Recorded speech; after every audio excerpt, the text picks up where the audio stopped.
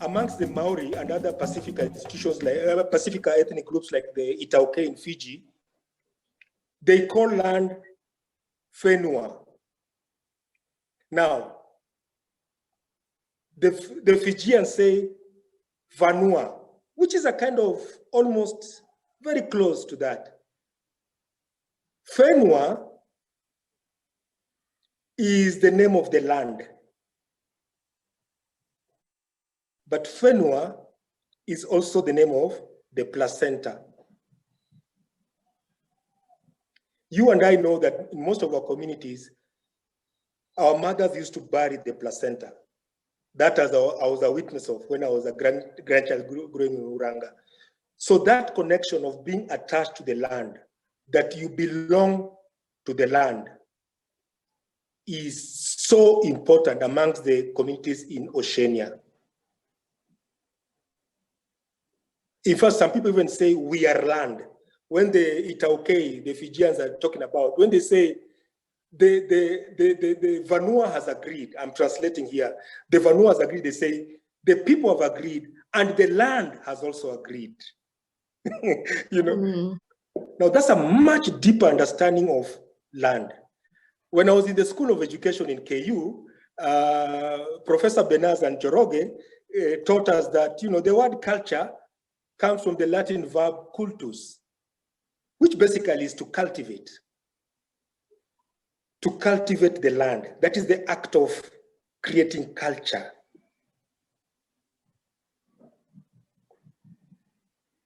So when people talk about, when Malema and the EFF and others talk about we need our land back, for me it is so significant because when you don't have your land, you are disconnected and you cannot then function optimally as a maker of culture.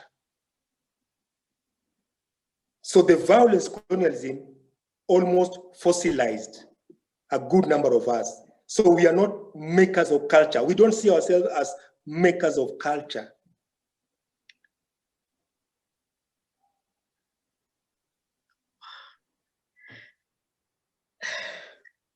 So where would you put the title deed in that relationship? Because I'm tired of that thing. I will not mention his name. He's now passed on. He's a great ancestor.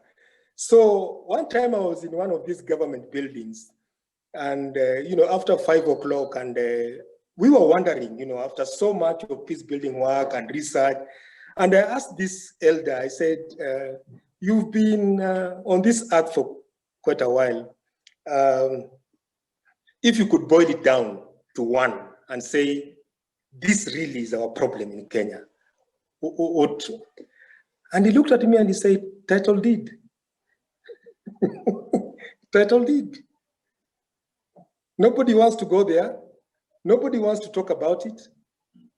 It's title deed. It's the way we kind of accepted the colonial definition of land. And the way we've been uprooted, dislocated from our land. And how that then makes us get stuck to certain narratives so that we don't function optimally as makers of culture. The other day somebody was trying to ask me to break that down in a conversation I was having. And I asked the person, I said, have you ever lived in a rental house where, by every 5th of the month, you must have remitted your rent or else, And she said, yes, for a very long time, she did. But of course, I knew where I was going with this because I know that she now owns her own place. And so if you look back in terms of your own outlook of life, when you're in a rental and now when you are in your own space. And she paused for a while and she said, yeah, there's a huge difference. When you are living in a rental, you can have your big ideas, you can have your dreams. You can even say, I want a different painting in this house. But you can't do it. The contract with the landlord or the landlady is very clear. We don't even need a nail on the wall without approval. So you get stuck. And she says, as soon as she moved to her own place, she can dream of making a different design. And that might even include knocking off a wall. And she can wake up the following morning and call a fundi, or she can take a hammer herself or a mallet and just knock it off. When you are standing on your own land, your outlook of life is very, very different. And that is why during the Coalition for Peace in Africa study, I sat at a place, they used to call it Burnt Forest. I don't know, they said they were changing the name. I don't know that they have changed the name, but I was in a group discussion there with some people. And then during the break, this woman came to me and said, I didn't want to speak when we were in the group, but I want you to understand, Babu, there is nothing as painful as waking up in the morning and you have no plan. I want a plan. She says, Babu, I used to wake up in the morning. I had plans. I had dreams. I could channel my energy in these things. Nowadays I'm here. I wake up in the morning. I have no plans. I even wait for people to bring me food. So if you are to extrapolate that, Mwalimu, that's where I think we are as the people in Kenya. We wake up in the morning, we have no plan. We just have to listen to the landlords who tell us in 2022, you need to do this. In 2022, you need to do this.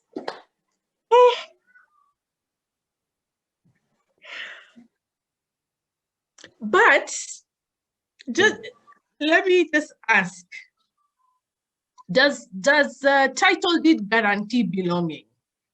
Because especially, you know, sometimes you're talking about title deeds in lands that were expropriated from other people.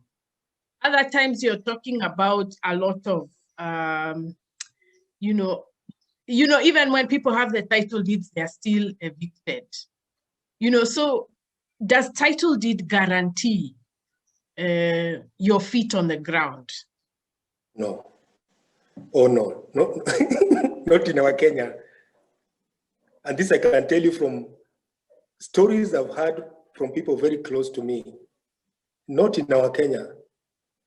I think there is a sense in which the whole idea that, you know, the title deeds were sacred, you know, I can't remember who said that, one of our ministers at a certain point, that no longer obtains.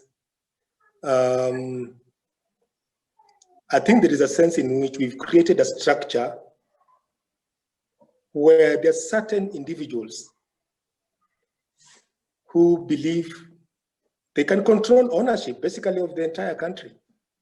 And they wanted to mortgage it, they can do it.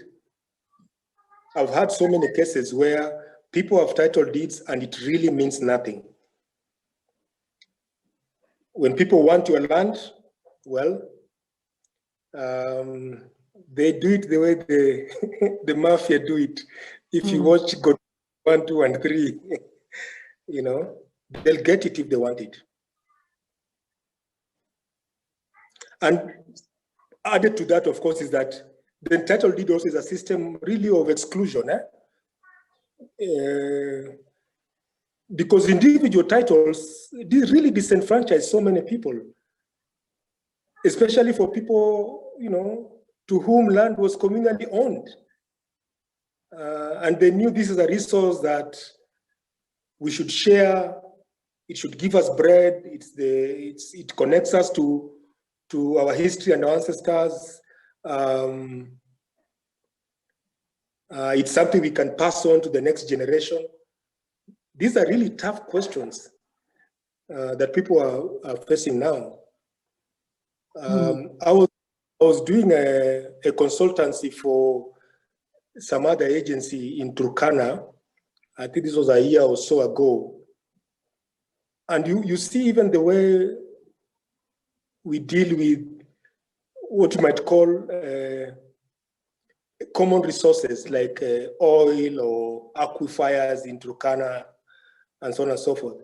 And the way people just disorganize or organize elders and people and get access and control and use of land with very little compensation, and even consultation with the owners of the land. I mean, I've never visited any place on this earth where people did not have a story of association of that land as a gift from the ancestors or creator or whatever else we want to call it. It's always there. So individual titles, Mwalimu, that's a big issue for us. And I'm sure it's going to be an issue for the years to come.